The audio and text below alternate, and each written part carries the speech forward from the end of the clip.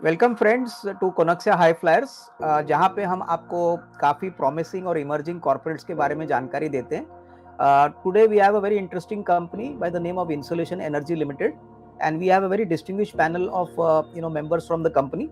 First, we have Mr. Manish Gupta, Chairman and whole-time Director. Mr. Vikas Jain, who's the Managing Director of the company. Then we have Mr. Akhilesh Kumar Jain, Non-Executive Director and former MD of REIL. Then we have Mr. Kuljit Singh Popli, who is an independent director of the company, and he is a former chairman of IREDA. And finally, we have Mr. Ashok Holani, who is director Holani Consultants and merchant banker to the proposed IPO of Insulation Energy Limited. All the panel members, I extend a warm welcome to all of you, and we can now start the session. तो मनीष जी, मेरा पहला सवाल आपसे रहेगा कि थोड़ा बहुत आपके बिजनेस के बारे में हमको समझा दीजिए कि ये बिजनेस बेसिकली का बिजनेस मॉडल क्या है, इसमें ज्यादातर गवर्नमेंट या प्राइवेट सेक्टर के आपके कस्टमर्स है, और ये पूरी आपकी कंपनी की बिजनेस जर्नी के बारे में थोड़ा बहुत हमको बताइए. जी सर, धन्यवाद सर अविनाश जी. मैं सर बिजनेस जर्नी के बारे में बताता हूँ, अपने बारे में बताता हूँ सर. मनीष गुप्ता नाम है मेरा सर. मैं इंसुलेशन एनर्जी का चेयरमैन और होल टाइम डायरेक्टर हूँ. और हमारी बिजनेस जर्नी सर ईयर 2000 में शुरुआत हुई थी. मैं बाय एजुकेशन मैकेनिकल इंजीनियर हूँ सर. हमने we are first generation entrepreneur in Jaipur. हमने सन 2000 में एक छोटी सी कंपनी से अपनी शुरुआत करी थी जिसका नाम है फ्लूइडकोन इंजीनियर्स, जहाँ पे हमने पाइप्स और पाइप फिटिंग की अपनी एक ट्रेडिंग और डिस्ट्रीब्यूशन कंपनी से शुरुआत करी थी. देन टर्निंग पॉइंट सर हमारी लाइफ में 2005 में हमें जिंदल पाइप्स की डिस्ट्रीब्यूटरशिप मिली, तो वो एक हमारी जर्नी रही शुरुआत. देन सर सोलर का जिस तरह से जब जवाहरलाल नेहरू मिशन आया था सन 2010 में, सोलर एक धीरे धीरे इंटरेस्टिंग फील्ड होता जा रहा था. 2015 में हमने कुछ अपनी कंपनी को डाइवर्सिफिकेशन के बारे में सोचा. तो 2015 में हमने उस समय solar power plant generation plant Rajasthan में लग रहे थे, तो हमने 1 मेगावाट का अपनी कंपनी का फ्लूइडकोन इंजीनियर जो हमारी पेरेंट कंपनी है उसमें 1 मेगावाट का सोलर पावर प्लांट हमने बीकानेर में लगाया. देन 2 मेगावाट का सोलर पावर प्लांट हमने उज्जैन में लगाया जो एमपी में. तो ये 3 मेगावाट के हमारे खुद के अपनी कंपनी के आईपीपी प्लांट है. देन फिर हमने सर इसी बिजनेस को डाइवर्सिफिकेशन के तौर पे आगे बढ़ाने के लिए सोचा. तो हमारे को विचार आया कि वो इंडस्ट्री से मैन्युफैक्चरिंग से हम काफी जुड़े हुए थे. तो इस तरीके से उसी विचार के तौर पे इंसुलेशन एनर्जी कंपनी को सर हमने 2015 में रजिस्टर्ड कराया और मैन्युफैक्चरिंग कंपनी की हमने शुरुआत करी सर. उस समय तक राजस्थान में एक या दो छोटी कंपनियां थी सर जो कि सोलर पैनल बनाया करती थी, और हमने उसी चीज को ध्यान में रखते हुए एक इनिशियली 60 मेगावाट कैपेसिटी का फुल्ली ऑटोमेटेड प्लांट जो उस समय लेटेस्ट टेक्नोलॉजी से अवेलेबल थी उसके साथ लगाया. तो 2017 मार्च में हमारा सर प्लांट कमीशन हुआ था. फर्स्ट हमने मैन्युफैक्चरिंग जो अपना हमारा प्लांट है 2017 मार्च में शुरू हुआ था. तो इस तरह से हमारी कंपनी की शुरुआत हुई 2017 में, जो कि 60 मेगावाट से हमने अपनी कंपनी शुरू करी थी. और आज हम 60 मेगावाट से बढ़ते हुए सर इस समय हमारी capacity 200 megawatt per annum manufacturing capacity है, जो कि राजस्थान में लार्जेस्ट मैन्युफैक्चरिंग कैपेसिटी है, नॉर्थ इंडिया में सेकंड लार्जेस्ट मैन्युफैक्चरिंग कैपेसिटी है. और हम हमारा जो टोटल मैन्युफैक्चरिंग वर्टिकल है, हम मेजॉरिटी में सोलर पैनल जो पूरी रेंज जो 40 वॉट सोलर पैनल से लेके 540 वॉट सोलर पैनल तक वो पूरा बनाते हैं. हमारे टोटल टॉप लाइन का लगभग 90% हम लोग सोलर पैनल मैन्युफैक्चरिंग और सप्लाई से हमारा, और द रेस्ट ऑफ 8 to 10% हम लोग जो अपने प्रोजेक्ट्स हैं, ईपीसी प्रोजेक्ट्स हैं या गवर्नमेंट सप्लाई का है उसका करते हैं. जो हमारे टॉप लाइन में मेजॉरिटी में सर हमारे 3 मेजर टॉप लाइन है, जिसमें हमारा ईपीसी सेल्स जो कि डायरेक्ट ईपीसी करते हैं, जो डायरेक्ट कस्टमर्स के यहाँ लगाते हैं उनका है. The second one is channel sales का है सर. हमारा चैनल नेटवर्क है. हमारा channel network Rajasthan, Delhi, NCR, Haryana, UP, Gujarat, इन स्टेट्स में चैनल नेटवर्क है हमारा, जिसमें डिस्ट्रीब्यूटर और डीलर नेटवर्क है. एंड द रेस्ट इज हम लोग सर ओईएम मैन्युफैक्चरिंग करते हैं. जो इंडिया के टॉप लाइन बड़े ओईएम मैन्युफैक्चरर्स हैं उनके साथ हम कॉन्ट्रैक्ट मैन्युफैक्चरिंग भी करते हैं. बिल्कुल, सो बढ़िया. इनफैक्ट काफी अच्छी तरह से आपने हमको समझाया. हाँ विकास जी, मेरा दूसरा सवाल आपसे रहेगा. सोलर पैनल में मैंने सुना है इनफैक्ट 3-4 कंपोनेंट्स होते हैं. सोलर सेल होता है, फिर सोलर ग्लास होती है, फिर बैकशीट होता है, एल्यूमिनियम फ्रेम होता है. हमको थोड़े आसान शब्द में आप अगर बताओगे कि ये सारे कंपोनेंट्स कि क्या अहमियत होती है और आप इनमें से कौन सा प्रोडक्ट खुद बनाते हो इंडिजिनियसली और कौन से ऐसे कंपोनेंट्स हैं जो कंपनी इंपोर्ट करती है, तो इसके बारे में थोड़ा सा अगर आप जानकारी दें तो that will be really be great.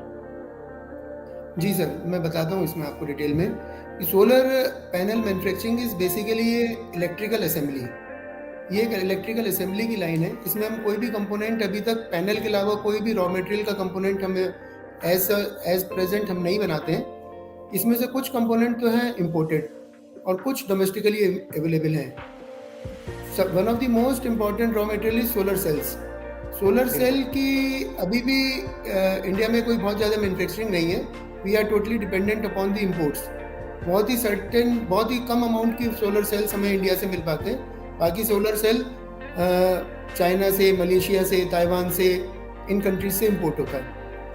Other than solar cells there is the major component is solar glass, जो कि सोलर पैनल के टॉप में लगता है और सारी सनरेज इसी से एब्जॉर्ब होती हैं और वेदर से और सारे मौसम से यही प्रोटेक्ट करता है सोलर पैनल को। सोलर पैनल्स इंडिया में अवेलेबल है, सोलर ग्लासेस इंडिया में अवेलेबल है एंड हमारी रिक्वायरमेंट का लगभग 50% ग्लास हम डोमेस्टिकली बाय करते हैं एंड बैलेंस हम इंपोर्ट करते हैं वियतनाम, मलेशिया एंड चाइना से। Next, one of the most important component is EVA and backsheet. These two components are available in good quantity and quality in India, and we buy it domestically from the domestic market. Okay. Other components also, they're just like junction box, silicones, and ribbons. ये दोनों चीजें हैं sir, इसमें domestic भी bye करते हैं और imports भी करते हैं, depending upon price, availability, quality. बिल्कुल, हम खुद नहीं बनाते। नहीं बिल्कुल। विकास जी, मेरे को एक बात बताइए, सिंस काफी कंपोनेंट आप कह रहे हैं कि कंपोनेंट्स इंपोर्ट होते हैं, तो आपका वर्किंग कैपिटल साइकिल जो है, यानी नॉर्मल जो वर्किंग कैपिटल साइकिल है इस बिजनेस में कितना लंबा होता है? Is it extended working capital cycle? जी, वर्किंग कैपिटल साइकिल अगर अदर बिजनेसेस के कंपैरिजन में देखा जाए तो सोलर पैनल में फिर भी फास्ट है। हमारा वर्किंग कैपिटल का साइकिल अप्रॉक्स 75 डेज है। This includes around 40 days of raw material, 2 days for work in progress, around 2 weeks for finished goods, 30 days for trade receivables, and 10 days for creditors. Okay. This is the average cycle. Okay. So total comes out around 77 days, 75 days. Okay. So it's a pretty good. It is a pretty good cycle as compared to the other business. If we are able to get the more components from domestic market, you see our 42 days RM we are keeping in on an average. अगर सारे raw material का average out करते हैं तो 42 days का raw material stock में रखते हैं।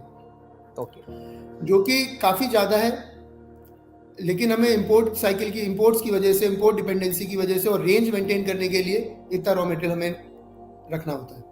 नहीं बिल्कुल समझ गया। आई थिंक काफी अच्छा वर्किंग कैपिटल साइकिल है आपका। विकास जी, मेरे को एक बात बताइए कि ये बिजनेस, अगर सोलर बिजनेस की बात करें, सोलर पैनल्स की, तो मोस्टली हम ये डेफिनेटली कह सकते हैं कि अभी भी इंपोर्ट डिपेंडेंट है, क्योंकि काफ़ी कंपोनेंट्स इंडिया में बनते नहीं है, स्पेशली सोलर सेल्स।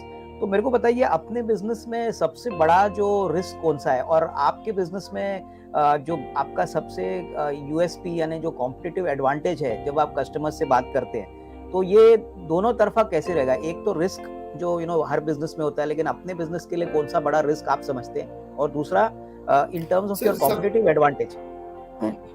सर, सबसे बड़ा रिस्क जो अभी तक मुझे को समझ आया है इतने सालों में सोलर में काम करने का, that is the change in policies by the government very frequently. Government बहुत जल्दी इसमें पॉलिसीज में चेंज करती है, ये मेजरली रिस्क है। अगर आप देखेंगे तो 5 साल पहले सोलर के ऊपर नील टैक्स हुआ करता था, फिर जब जीएसटी रिजाइम आया तो सोलर के ऊपर 5% जीएसटी लगना शुरू हुआ। अभी पिछले साल सितंबर से गवर्नमेंट ने इसके ऊपर 12% जीएसटी लगा दिया है। अगर हम इंपोर्ट्स की बात करते हैं तो पहले इसके ऊपर इंपोर्ट्स के ऊपर सारा इंपोर्ट ड्यूटी फ्री था, फिर पिछले 2 साल गवर्नमेंट ने 14% एंटी डंपिंग ड्यूटी लगा के रखी इसके ऊपर, और इस साल अप्रैल से तो हमारे सोलर सेल के ऊपर 25% बेसिक कस्टम ड्यूटी लग गई है। तो गवर्नमेंट की पॉलिसीज बहुत जल्दी जल्दी चेंज होती हैं। इसके अलावा तो ऐसा कोई मेरे को इसमें थ्रेट नज़र नहीं आता इस टोटल बिजनेस में। और अगर आप कॉम्पिटिटिवनेस की बात करते हैं as compare to the other manufacturers, जो भी मैंने आपसे बात करी थी कि जो हमारी वर्किंग कैपिटल की साइकिल है वो थोड़ा 77 डेज है और 42 डेज का हम लोग RM कैरी कर रहे हैं अपने साथ। ओके। तो ये जो 42 डेज का जो हम RM कैरी कर रहे हैं, ये हमारी एक सबसे बड़ी एज है अदर कॉम्पिटिटर्स के ऊपर। आज हमारे पास 40 वॉट से लेके 450 वॉट तक का कोई भी पैनल, हमारे सारे कस्टमर्स को पता है कि इंसोलेशन एनर्जी के पास इतना रॉ मटेरियल अवेलेबल होता है कि अगर हम उनको लास्ट मोमेंट पे भी ऑर्डर देंगे तो they won't take any time to supply the material other than the manufacturing time. और जो पाइपलाइन में ऑर्डर चल रहा है उसको छोड़ के उनके पास कोई टाइम नहीं लगेगा, उनके पास सारा material at any time available रहता है। ये एक हमारे पास सबसे बड़ा कॉम्पिटिटिव एज है। प्लस हम इन्वेंट्री को इस हिसाब से मैनेज करते हैं क्योंकि this inventory carries a very big cost with it. तो हम इसी तरीके से इन्वेंट्री को मैनेज करते हैं कि हमारे पास रेंज भी पूरी मेंटेन रहे और हमारी इन्वेंट्री कॉस्ट भी बहुत ज़्यादा नहीं बढ़े इवेंचुअली, वरना इन्वेंट्री कॉस्ट जो है प्रोडक्ट के ऊपर ही लोड होगी। तो हमारी cost competitiveness, faster deliveries and a much better quality. Since this solar panel is carrying a warranty of 25 years on his head, so it is a very big liability for us to make the panel such a panel that it won't fail in its life in 25 years. 25 years is a very big period. बिल्कुल। People are using our panel since last 5 years.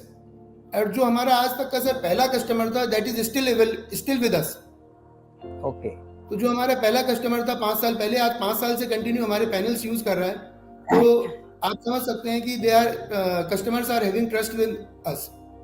नहीं, बिल्कुल नहीं। I think बहुत अच्छी बात आपने बोली कि प्रोडक्ट क्वालिटी, डिलीवरी, ये दोनों चीज़ें बहुत इंपॉर्टेंट रहती है। मेरा अगला सवाल अखिलेश जी से होगा। Akhilesh ji, if you can please join the panel. मेरा जो सवाल आपसे है वो ये है कि इस बिजनेस में टेक्नोलॉजी कितनी इंपॉर्टेंट है? सोलर बिजनेस में टेक्नोलॉजी के बारे में as the company got to be on its toes all the time, यानी हर बार कुछ नया होता है, कुछ नई टेक्नोलॉजी चेंज होती है, तो इस बारे में हमारी कंपनी क्या कर रही है? अगर सोलर फोटोवोल्टिक बिजनेस की बात करें तो इसमें टेक्नोलॉजी क्रिटिकल है, इम्पॉर्टेंट है। इंसोलेशन एनर्जी जिस टेक्नोलॉजी पे मॉड्यूल मैन्युफैक्चरिंग करती है उसे पीवी क्रिस्टलाइन टेक्नोलॉजी बोलते हैं। और पीवी क्रिस्टलाइन टेक्नोलॉजी 4 डिकेड पुरानी है, 40 साल पुरानी है ये टेक्नोलॉजी। ये टेक्नोलॉजी स्पेस क्राफ्ट में जो मॉड्यूल बने थे, जो मॉड्यूल रखे गए थे, उसमें भी इसी टेक्नोलॉजी का इस्तेमाल हुआ था। तो जहाँ तक टेक्नोलॉजी चेंज का सवाल है, इंसुलेशन जिस टेक्नोलॉजी पे अपना प्रोडक्ट डिलीवर और जो हम कैपेसिटी बढ़ा रहे हैं उसका जो दम ले रही है, तो वो टेक्नोलॉजी लॉन्ग लास्टिंग है, थी और रहेगी। पहली बात जो चेंज है वो ये है कि टेक्नोलॉजी के वर्जन्स हैं। लाइक क्रिस्टलाइन टेक्नोलॉजी में मोनो है, पॉली है, और उसी के हिसाब से प्रोडक्शन फैसिलिटीज होती हैं। तो वर्जन्स चेंज होते हैं और वर्जन्स के हिसाब से मशीन में या तो अपग्रेडेशन होता है और या फिर नई मशीन है। तो एज सच टेक्नोलॉजी के हिसाब से तो प्रेजेंटली कोई चैलेंज नहीं है। अगर फ्यूचर में कोई टेक्नोलॉजी आती भी है तो किसी भी टेक्नोलॉजी को लैब से field trial and field trial से कमर्शियलाइजेशन तक आने का जो साइकिल है, that is minimum 4 to 5 years. Okay. Another relevant point is कि जो मशीनरी हमने 5 साल पहले लगाई थी, that machinery is still in use today. So that's a live example. Okay. And what machinery we are, planning will again last at least for 5 to 7 years in future. So we have as such no threat when technology comes related with the solar power.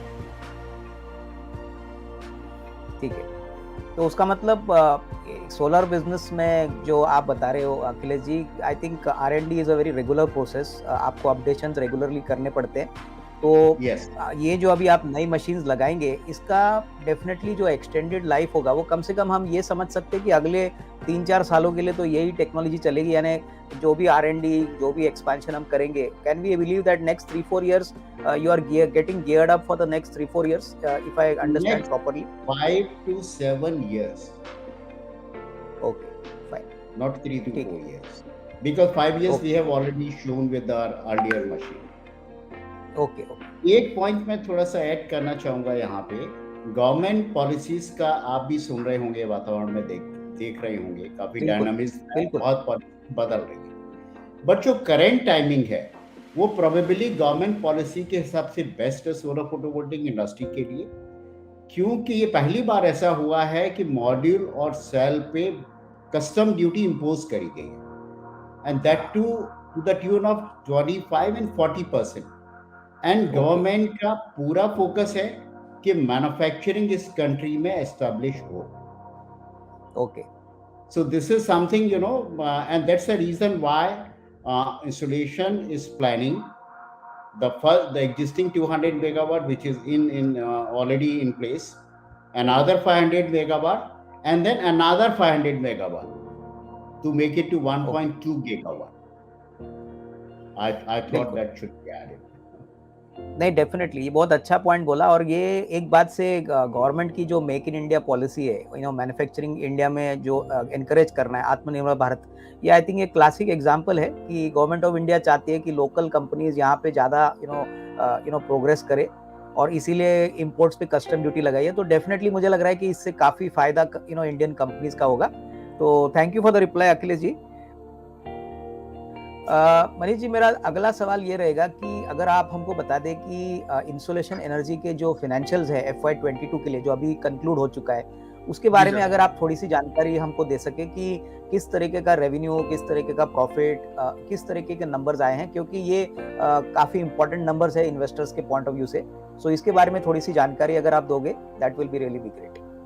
Ji sir, मैं बताता हूँ आपको sir. मार्च 22 FY22 का sir company का जो top line revenue है वो sir 215.32 मतलब 215 करोड़ 32 लाख का टॉप लाइन आया सर. इसमें सर हमारा operating profit around sir 32 crore, that is 14.90%. हमारा EBITDA sir 13.54 crore, that is around 6.28%. PBT 9.3 crore, that is around 4.31%. And PAT profit after tax is around 6.93 crore, that is 3.21%. Okay. ये मनीष जी, एक बात बताइए, आपकी अभी करंटली कंपनी की इक्विटी कैपिटल कितनी है, और थोड़ा सा अगर आप हमको बता दें कि बैलेंस शीट को कितना long term, short term debt है, वो भी थोड़ा सा आप बता दें तो that will be really be good. मैं बता सर, हमारे पास sir total short term debt है सर सीसी की फॉर्म में अराउंड 17 करोड़ रुपए का, 17 करोड़ रुपए का सीसी की फॉर्म में शॉर्ट टर्म डेट है. टोटल टर्म लोन कंपनी का है सर 11.51 करोड़ रुपीस. इसमें से सर हमारी जो सब्सिडरी कंपनी है इंसुलेशन ग्रीन एनर्जी, उसका टर्म लोन 2.62 करोड़ वो इसी में इंक्लूड है एज ऑन FY22 31 मार्च 2022 का. ओके, ठीक है. मेरा अगला सवाल मिस्टर कुलजीत सिंह पोपली जी से होगा, जो पहले फॉर्मर चेयरमैन IRIDA के हुआ करते थे. Kuldeep ji, thank you for giving your valuable time. मेरे को बताइए, सोलर पैनल का जो डिमांड स्ट्रक्चर है, फ्यूचर ग्रोथ पोटेंशियल है, उसके बारे में अगर आप थोड़ी सी जानकारी हमको देंगे, ताकि we can understand what is the potential over the next say 5 to 10 years. इस मार्केट में कितनी बड़ी पोटेंशियल है, कहाँ तक मार्केट बढ़ सकता है, तो इसके बारे में थोड़ी सी जानकारी हमको दे दीजिए. देखिए, अगर आप ये देखेंगे कि गवर्नमेंट ने क्या टारगेट्स फिक्स किए थे लास्ट 5 years में, तो पिछली गवर्नमेंट ने जब थी तो उन्होंने 2019-20 तक 20 गीगावाट का टारगेट सेट किया था फॉर सोलर. उसके बाद जब ऑनरेबल प्राइम मिनिस्टर आए मोदी साहब, तो उन्होंने इस टारगेट को बढ़ा के 20 गीगावाट से 1 लाख गीगावाट कर दिया. अब उस 1 लाख गीगावाट में से 50 गीगावाट ऑलरेडी हमारा कमीशन हो चुका है. 60 gigawatt as per our honourable minister R.K. Singh ji, 60 gigawatt अभी डिफरेंट स्टेजेस में है इम्प्लीमेंटेशन के, और 22 से 23 गीगावाट जो है वो अभी वेरियस स्टेजेस ऑफ इम्प्लीमेंटेशन में है. तो उनके हिसाब से हमने 50 और 60, 110 और 120, 130 गीगावाट की पाइपलाइन ऑलरेडी है। उसके बाद क्या हुआ है कि नेट जीरो का टारगेट COP25 में इन्होंने 450 गीगावाट दिया था, उसको ऑनरेबल प्राइम मिनिस्टर ने बढ़ा के 500 गीगावाट कर दिया फॉर रिन्यूएबल एनर्जी। उसमें से 280 गीगावाट जो है वो सोलर का आना है। तो 280 और अभी हम 50 पे हैं, तो एक्चुअली 230 गीगावाट हमारे और लगने हैं अगले 8 सालों के अंदर। आज तक हम जो लास्ट 4 सालों का अगर हम डेटा देखें तो पिछले 4 सालों में हमने 6 से 7 गीगावाट पर ईयर ऐड किया था, एक्सेप्ट फॉर लास्ट ईयर जब हमने 16 गीगावाट ऐड किया। तो हमने ये जैसे 35 गीगावाट ऐड किया 2018 से 22 तक। अब हमें 22 से 2030 तक हमें कम से कम 230 गीगावाट ऐड करना है, विच इज 25 से 30 गीगावाट एवरी ईयर। तो वो सडनली नहीं आएगा, वो धीरे धीरे प्रोग्रेसिवली बढ़ेगा।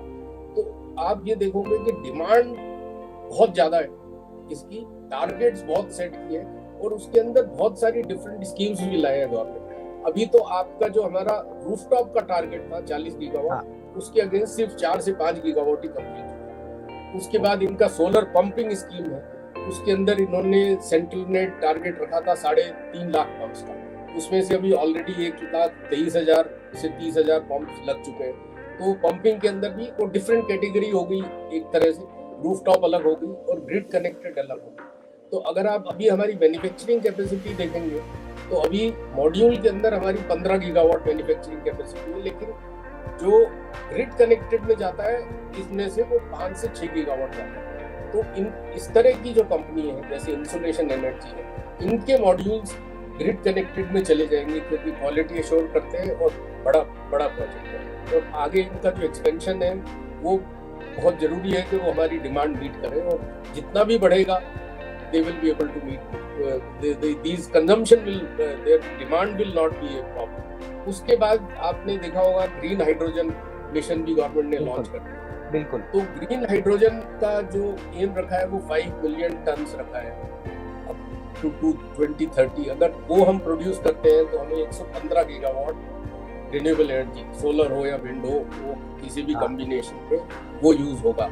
फिर इलेक्ट्रिक व्हीकल्स है, उसमें इनकी डिमांड रहेगी। तो मेरे हिसाब से डिमांड का कोई इशू नहीं रहेगा। प्राइसेस कम आ चुकी है अभी with these duties and taxes also. अभी सोलर पीवी का रेट जो आ रहा है वो 3 रुपए से नीचे तक आ रहा है, 3 रुपए आ रहा है। तो इसलिए we feel that companies which are into manufacturing, government का फोकस भी है, PLI स्कीम लेके आए हैं, मैन्युफैक्चरिंग को बढ़ाना है, तो इनका मार्केट बहुत रहेगा and they can grow exponentially in times to come. नहीं, बिल्कुल, आई थिंक बहुत अच्छी तरह से आपने समझाया पोपली जी। मुझे बताइए कि सोलर रूफटॉप्स में इंडिया में क्या पोटेंशियल होगा? आपने बोला कि अभी तो बहुत कम टारगेट अचीव हो चुका है, बट सोलर रूफटॉप हमारी कंट्री में can Insolation Energy play a big role here, because ये बहुत ही इंपॉर्टेंट एक एसेट हो सकता है आगे चल के। बिल्कुल, क्योंकि जो हमने जब 1 लाख गीगावाट का टारगेट सेट किया था गवर्नमेंट ने, तब उन्होंने कहा था कि 60 गीगावाट आएगा ग्राउंड माउंटेड से और 40 गीगावाट आएगा रूफटॉप से। अब वो 40 गीगावाट रूफटॉप से इसलिए किया था कि भाई इसमें लैंड एक्विजिशन नहीं होगी। अब उसमें कुछ बैरियर्स थे, लैंड एक्विजिशन तो नहीं थी, बट स्टेट यूटिलिटीज को प्रॉब्लम थी कि भाई हमारे लोग शिफ्ट हो रहे हैं, उसमें उनको नॉलेज भी नहीं थी, तो टाइम लगता था, कस्टमर के पास भी इश्यूज थे। लेकिन इवेंचुअली इन नेक्स्ट 2-3 इयर्स, अभी जैसे अब ऑलरेडी हम 4-4.5 गीगावाट पे पहुंच गए, स्टेट गवर्नमेंट्स भी इंसेंटिव दे रही है, सेंट्रल गवर्नमेंट का भी इंसेंटिव था अब तक। तो ये सारे इंसेंटिव्स को देख के एक मेरे को लगता है कि आने वाले 5-6 सालों में एक इन्फ्लेक्शन पॉइंट पहुंच जाएगा, और अब लोगों ने ये भी देखा है कि ये चल रहे हैं। पहले उनको डाउट रहता था कि ये सोलर पैनल रूफटॉप पे है, परफॉर्म कर रहे, अब वो परफॉर्मेंस इशू बैक स्टेज पे चला गया। तो अब इसलिए इनका जो ये अपना पूरा बेचते, ये सेल कर सकते हैं पूरा का पूरा सिस्टम रूफटॉप के लिए, ये काफी सक्सेसफुल होगा। चाहे अपने स्टेट से ही शुरू करेंगे, बट इसकी डिमांड रहेगी इनके प्रोडक्ट। बिल्कुल, आई थिंक बहुत अच्छी तरह से आपने समझाया Popli ji, thank you very much. Manish ji, अगला सवाल मुझे जो आपसे पूछना है वो है कि अभी कंपनी की करंटली कैपेसिटी यूटिलाइजेशन कितनी है, और हम कुछ एक्सपेंशन प्लान कर रहे हैं आगे वाले समय के लिए, तो उसके बारे में कुछ जानकारी दे दीजिए। जी सर, अभी सर कंपनी की इंस्टॉल्ड कैपेसिटी जो अभी इंसुलेशन एनर्जी में है that is 200 megawatt and operating used capacity is 100 megawatt. उसमें sir presently we are using around 84% of the company installed and used capacity. Company upcoming जो हमने अभी सर एक सब्सिडरी कंपनी अभी बनाई है इंसुलेशन ग्रीन एनर्जी प्राइवेट लिमिटेड, जो इंसुलेशन एनर्जी की होल्डली 100% सब्सिडरी कंपनी है। उसमें सर हम अभी 500 मेगावाट का नया solar power panel manufacturing plant लेके आ रहे हैं, जो कि अभी हमारा जो एग्जिस्टिंग प्लांट है उससे 10 किलोमीटर आगे जाटावली इंडस्ट्रियल एरिया जयपुर में है। वो 500 मेगावाट का प्लांट लाके सर हमारी cumulative capacity 200 plus 500 total 700 megawatt हो जाएगी sir. That is once again we are the largest in the Rajasthan and second largest in the north India. Company का विजन में ईयर टू ईयर फोकस है sir. हम इस financial year में somewhere around 375 to 400 crore का हम लोग टारगेट लेके चल रहे हैं टॉप लाइन का।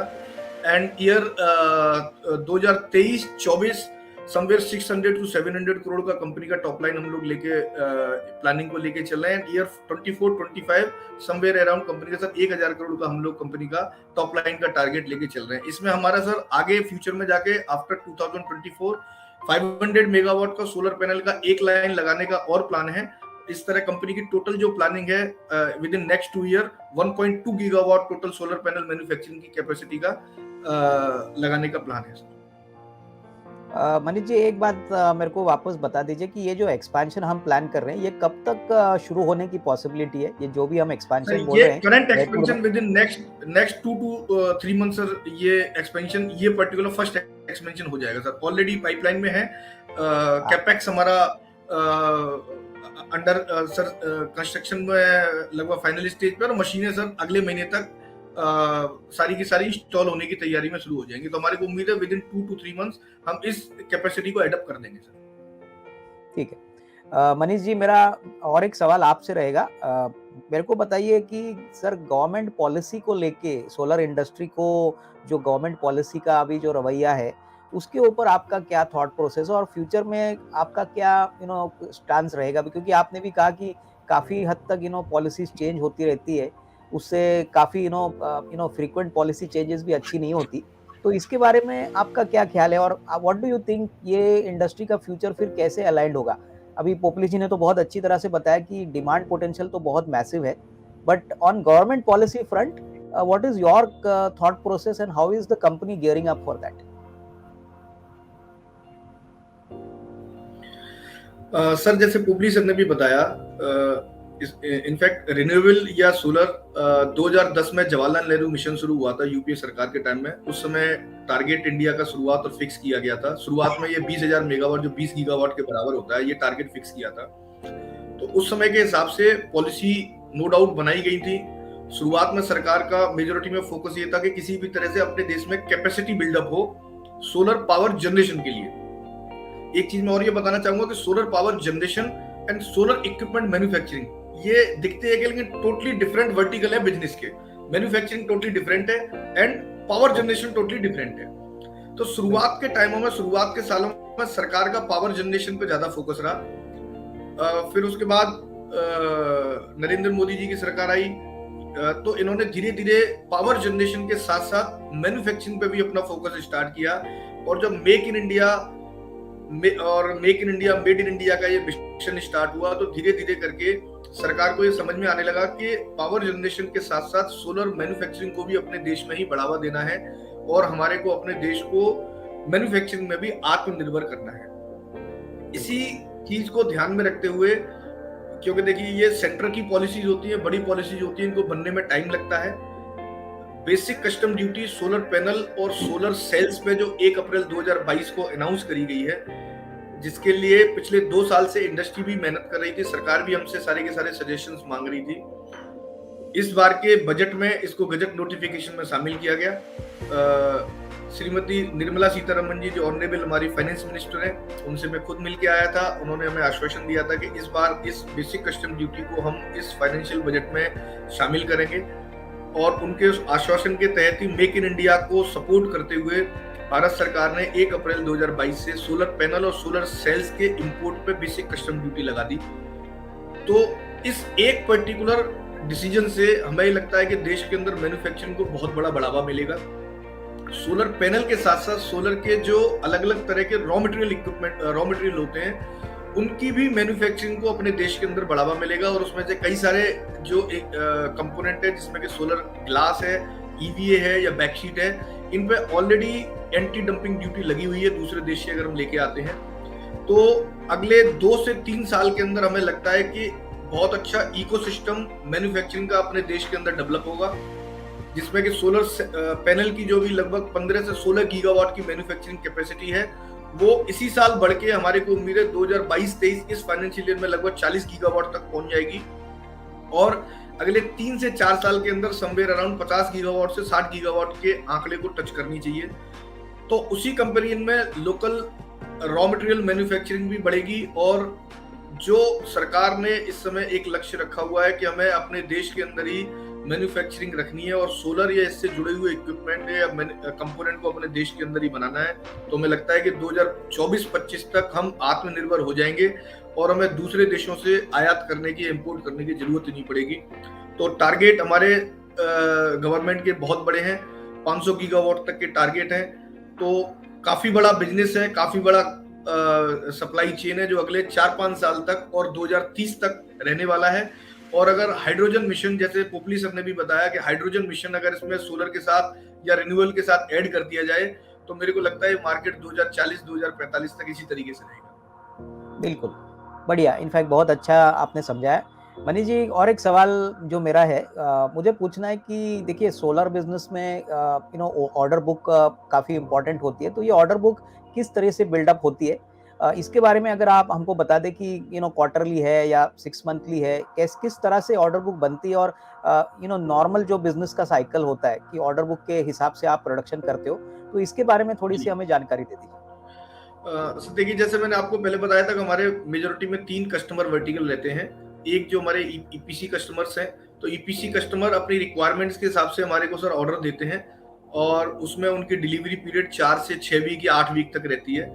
एक हमारा सर चैनल सेल्स का वर्टिकल है, उनकी रेगुलर रिक्वायरमेंट मंथली हमारे पास आती हैं और उनकी ऑर्डर बुकिंग मंथली के हिसाब से हम अपने जो फिनिश गुड को, हमारी जो एक रेंज, एक मिनिमम मैक्सिमम की मेंटेन करके रखते हैं फैक्ट्री के अंदर 40 वॉट से और 540 वॉट तक के सभी सोलर पैनल का, तो हम उनको उसी बेसिस पे रेगुलर सप्लाई करते हैं।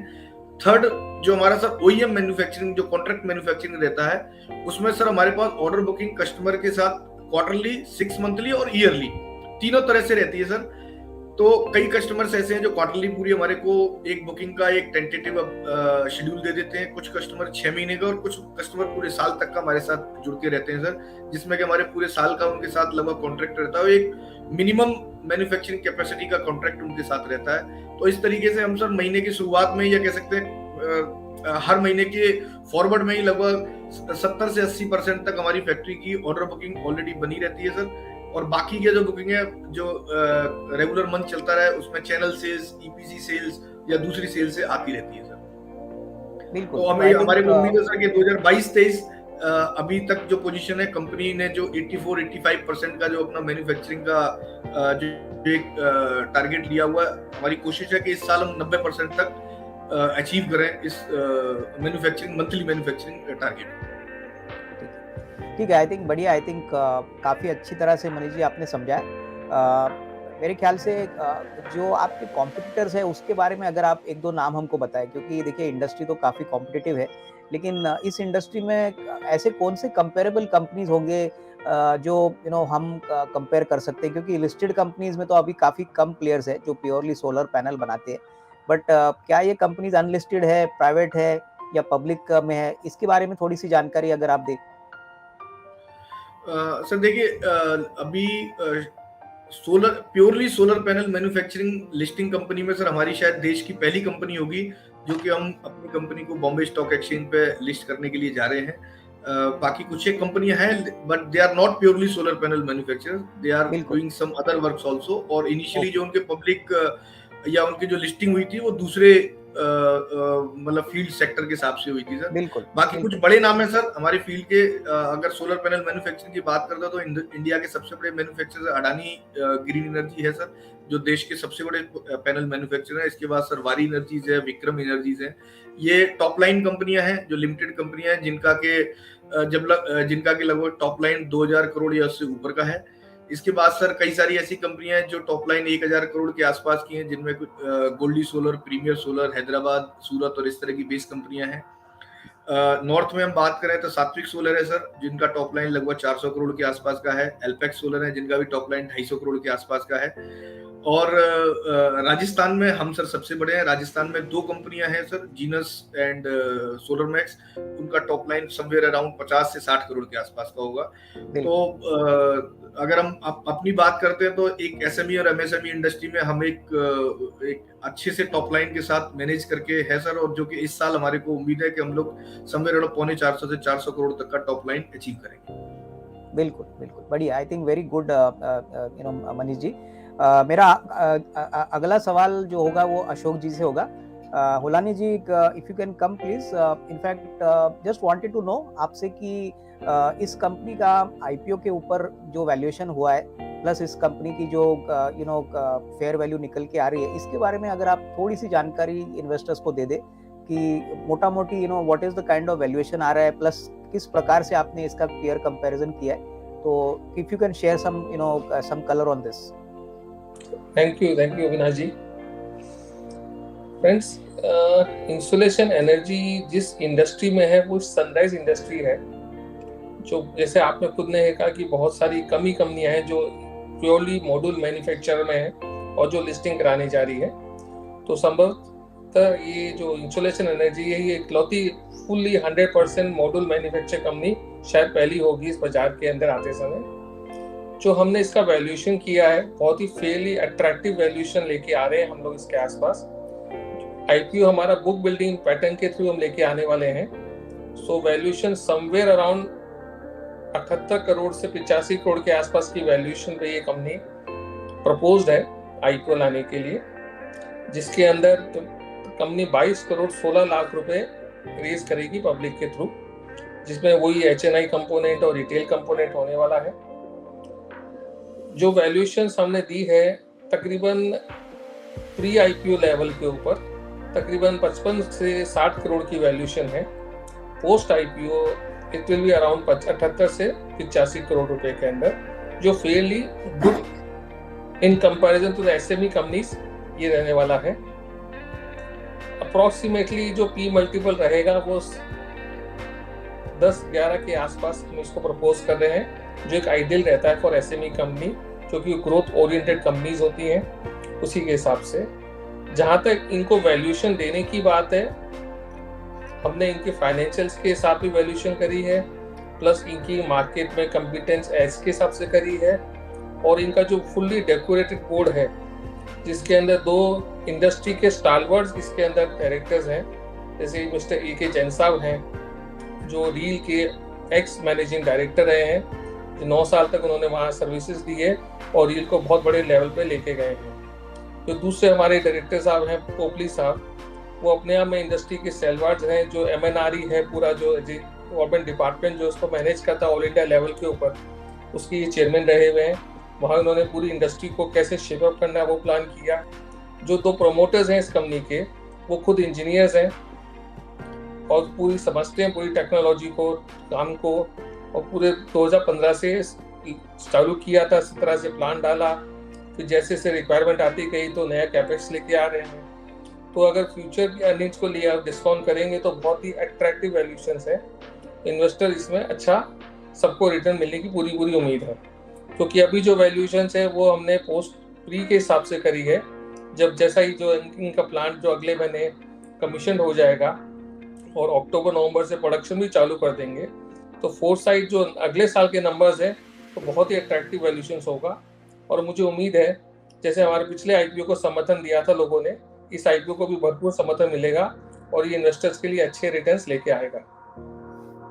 नहीं, बिल्कुल Holani ji, I think thank you very much for the detailed explanation, और मेरी तरफ से भी बहुत बेस्ट विशेस डेफिनेटली काफ़ी इंटरेस्टिंग कंपनी है और मुझे लग रहा है कि हमारे सारे व्यूअर्स को भी बहुत अच्छी जानकारी सारे लोगों ने दी है। तो दोस्तों मुझे लग रहा है कि इस कंपनी का आईपीओ डेफिनेटली अच्छी तरह से एक अच्छा रिस्क रिवॉर्ड देने की पोटेंशियल रखता है। सो दोस्तों इसी के साथ हम यहीं पे हमारा ये कोनेक्सिया हाई फ्लायर्स का शो खत्म करते हैं। उम्मीद है आप सभी को पसंद आया होगा और काफ़ी अच्छी जानकारी आपको इस प्रोग्राम से मिले।